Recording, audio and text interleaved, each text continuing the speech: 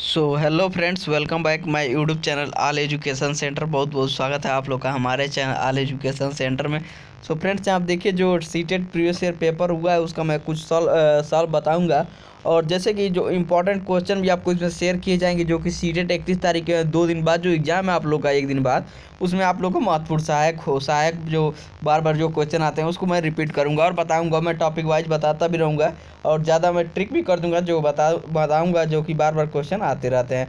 तो चलिए हम वीडियो को स्टार्ट करते हैं। इसमें चाइल्ड डेवलपमेंट का जो पोर्शन है उसको हम कवर करेंगे, जो कि यहाँ पर देख सकते हैं। यहाँ पर चाइल्ड डेवलपमेंट एंड पेडोलॉजी, जो बाल विकास और शिक्षा छात्र का है, उसको हम कवर करेंगे इस पोर्शन में। तो चलिए हम वीडियो को स्टार्ट करते हैं। तो फर्स्ट क्वेश्चन यहाँ पर देखिए, हिंदी इंग्लिश दोनों में दिया गया है। तो यहाँ पर देखिए हिंदी इंग्लिश आप लोग दोनों यहाँ पर देख सकते हैं और कर सकते हैं जो आपको बेटर लगे। तो मैं बस आंसर बताते जाऊँगा। तो सबसे पहले यहाँ पर देखिए, नूर विश्वविद्यालय में अपना लंच बॉक्स लाना भूल गई तथा वह यह कहते हुए तान्या से उसका लंच साझा करने के लिए कहा, तुम्हें आज अपना लंच मेरे साथ साझा करना चाहिए क्योंकि कल मैं तुम्हारे साथ लंच साझा किया था। लॉरेंस कोलबर्ग के नैतिक विकास के सिद्धांत के अनुसार नूर का कथन अभिविन्यास प्रारूप को, तो इसका राइट आंसर आपका हो जाएगा ऑप्शन नंबर बी करेक्ट है।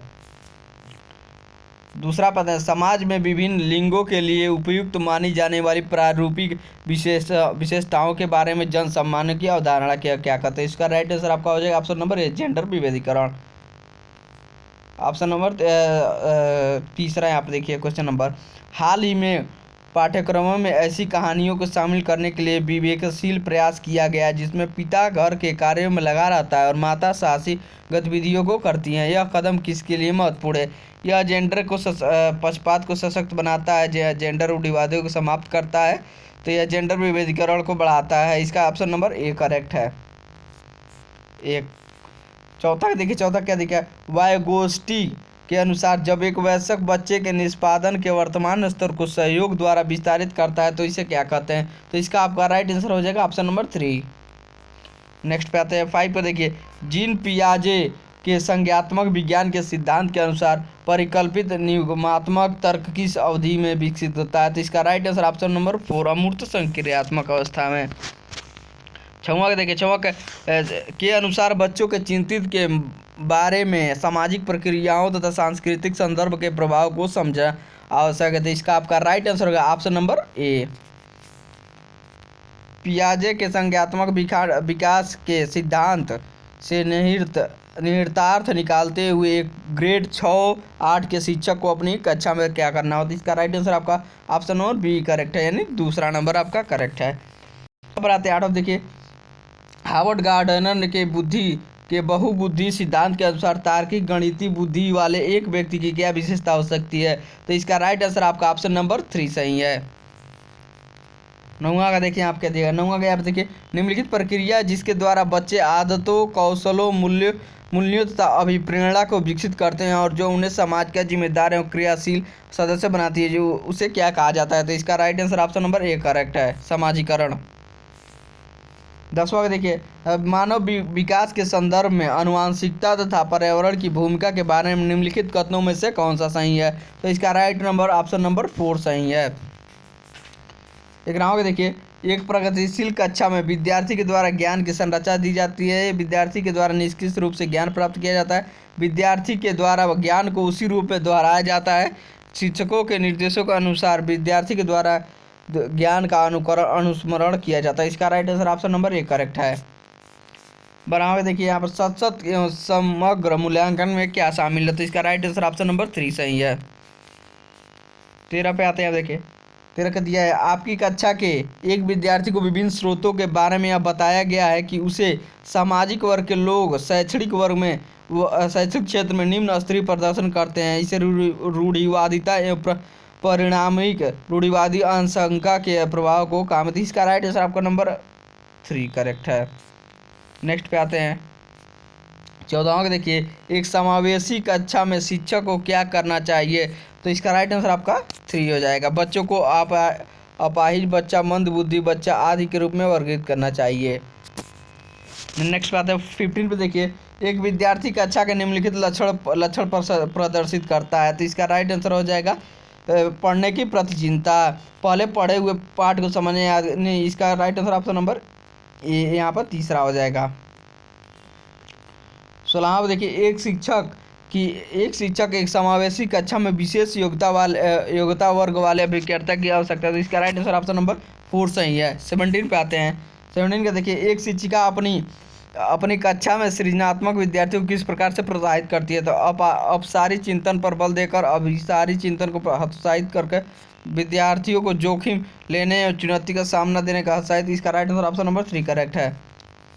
18वां देखिए, निम्नलिखित में से कौन सा कारक कक्षा में सार्थक अधिगम का पक्ष लेता है। तो इसका राइट आंसर आपका ऑप्शन नंबर 3 हो जाएगा। 19वां का देखिए, 19वां का निम्नलिखित में से कौन सा प्रभावशाली समस्या समाधान रणनीति का एक उदाहरण। तो इसका राइट आंसर समाधान में मूल्यांकन में बिल्कुल ध्यान नहीं देना चाहिए। तो इसका right answer option number B correct है, दूसरा यानी। नेक्स्ट पे आते हैं। यहाँ पर 20वां देखिए क्या दिया गया है, निम्नलिखित में से कौन सी एक शिक्षण अधिनियम के लिए एक प्रभावशाली शिक्षण प्रणाली नहीं है। तो इसका राइट आंसर हो जाए क्या हो जाए, बच्चों को अंतर्दृष्टि के द्वारा अनुगाम लगाने के लिए प्रोत्साहित करना, प्रयोग एवं प्रशिक्षण, संवाद एवं परिचर्चा, दिए गए ज्ञान को दोहराने पर ध्यान केंद्रित करना। इसका right answer option number A correct है।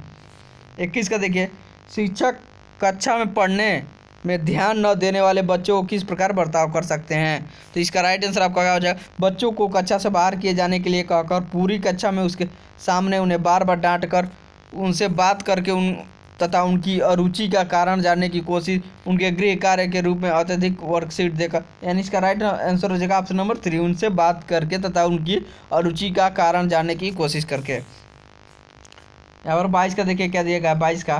तो 22 का संरचनावादी उपागम बताता है कि ज्ञान की संरचना के लिए अत्यंत आवश्यक है विद्यार्थी का पूर्वाज्ञान, अनुबंधन, दंड यंत्रवध करना। तो इसका क्या हो जाएगा राइट आंसर ऑप्शन नंबर अनुबंधन। 23 का देखिए, 23 का बच्चे अनेक घटनाओं के बारे में सहजानुभूत सिद्धांत की संरचना करते हैं। इस पृष्ठभूमि में एक शिक्षक को क्या करना चाहिए, संवाद के द्वारा बच्चों को इन अवधारणाओं को चुनौती देनी चाहिए, बच्चों के इन विचारों को खारिज करना चाहिए, बच्चों के विचारों सिद्धांतों को अनदेखा करना चाहिए, बच्चों को इन विचारों के लिए डांटना चाहिए क्योंकि विचार उनके शिक्षण में हस्तक्षेप है। तो ये राइट आंसर आपका नंबर 4 हो जाएगा। 24 पे आते हैं। 24 का देखिए क्या देगा, संज्ञान और संवेग के बीच किस प्रकार का संबंध होता है। तो इसका राइट आंसर आपका ऑप्शन नंबर 3 हो जाएगा। 25 को देखिए, 25 क्या दिया गया है, निम्नलिखित में से कौन सा एक कारक अधिगम को प्रभावित करता है, बच्चे की अभिरुचि, बच्चे की सामवेगिक स्वास्थ्य, शिक्षा शास्त्री रणनीति। इसका right answer option number A B C, यानी 1 2 3 हो जाएगा तीनों।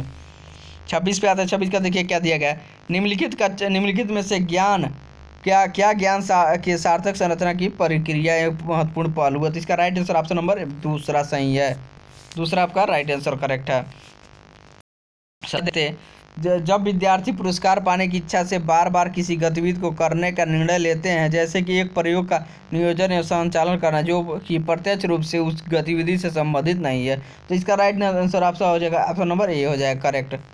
नेक्स्ट पे आते हैं 28 पे, बाल अवस्था की अवधारणा से क्या अभिप्राय है। तो बाल अवस्था की अभिप्राय से क्या, यह विभिन्न सांस्कृतिक संदर्भ को सर्वभाग्य। इसका right answer option number 3 correct है। 29 पे आते हैं। 29 का देखिए क्या दिया गया है, निम्नलिखित में से कौन सी मध्य बाल्यावस्था की विशेषता, शारीरिक वृद्धि एवं विकास की बहुत तेज होना, अमूर्त रूप से सोचने तथा वैज्ञानिक तर्क का प्रयोग करने की योग्यता विकसित होती। तो इसका राइट आंसर आपका ऑप्शन नंबर 3 करेक्ट है। 13 पे आते हैं। 13 परिवार एक पास पड़ोस के बच्चों के समाजीकरण है, मनोवैज्ञानिक एजेंसियाँ, प्राथमिक एजेंसियाँ, मध्य एजेंसियाँ, तो इसका राइट आंसर ऑप्शन नंबर ए है, प्राथमिक एजेंसियाँ। तो यहाँ पर देखिए सेकंड पार्ट में आपका यहाँ पर मैथमेटिक्स आ गया है, जो कि मैथमेटिक्स में कल आप लोग को सॉल्व कराऊंगा। तो प्लीज़ इसके लिए आप लोग हमारे चैनल को सब्सक्राइब कर लें, नोटिफिकेशन बेल को ऑन कर लें, क्योंकि मैं कल आप लोगों को मैथमेटिक्स पार्ट का सेकंड पोर्शन आपको यहाँ पर देखिए जो भाग है इसको मैं सॉल्व कराऊंगा। और देखिए यहाँ पर चैनल को हमारे सब्सक्राइब कर लें, नोटिफिकेशन बेल को ऑन कर लें, क्योंकि सबसे पहले आपको सटीक और सही जानकारी आपको 31 दिसंबर को पेपर होते ही आपको सॉल्व कराया जाएगा, वो भी लाइव आपको मिल जाएगा और आपको वीडियो अपलोडेड भी मिल जाएगा, जो कि सॉल्व कराकर लाइव आपको बताया जाएगा कौन सा क्वेश्चन सही है या गलत है।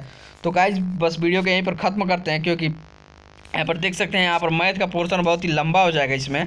तो मैथ का पोर्शन मैं आपको लाइव सॉल्यूशन कल करा के बताऊँगा, क्योंकि आप लोग चैनल को सब्सक्राइब कर लें और नोटिफिकेशन बेल को ऑन कर लें, क्योंकि जैसे ही मैं लाइव स्टार्ट आऊँगा आप लोगों को नोटिफिकेशन मिल जाएगी। धन्यवाद।